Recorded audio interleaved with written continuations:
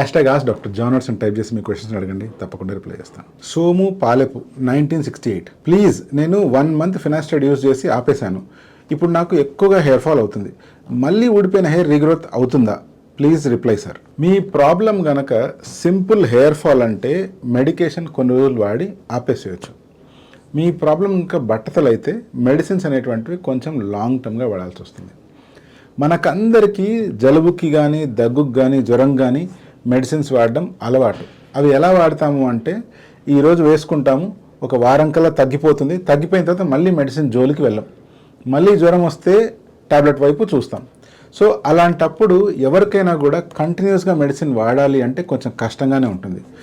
But మనం అర్థం చేసుకోవాల్సిన పాయింట్ ఏంది అంటే మనం డీల్ చేస్తున్నది ఒక కంటిన్యూస్ ప్రాసెస్తో. ఏదైతే కంటిన్యూస్ ప్రాసెస్ ఆఫ్ బాల్డింగ్ కానీ continuous process of hair fall కానీ జరుగుతూ ఉందో దాని ఎంటైర్ కోర్స్ మనం వాడుతూ ఉంటే తప్పితే ఆ హెయిర్ ఫాల్ని కంట్రోల్ చేయలేము, లేదా ఆ హెయిర్ గ్రోత్ని కంటిన్యూస్గా ఎక్స్పీరియన్స్ చేయలేము.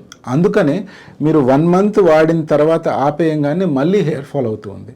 సో ఇప్పుడు రాలిపోయిన వెంట్రుకల ప్లేస్లో మళ్ళీ హెయిర్ మొలుస్తాయంటే ఎస్, తప్పకుండా మొలుస్తాయి.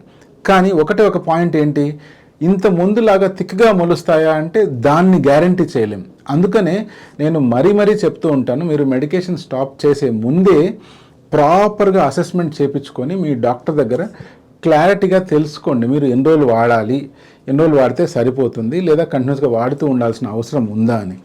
ఒకసారి మీకు అది తెలిసిన తర్వాత దెన్ మీరు ఆపకుండా ప్రాపర్గా వాడుకోండి. లేదా ఆపాలి అని అనుకునే ముందు ఒక్కసారి మీ డాక్టర్ని కలిసి అప్పుడే ఆపండి. ఏదో కుదరలేదు కదా అని చిన్న రీజన్స్ కోసం ఇలా ఆపారంటే జుట్టు రాలిపోతుంది. రెండోసారి మొలిచే జుట్టు కూడా అంత థిక్గా మొలవదు. నష్టపోయేది మళ్ళీ మీరే.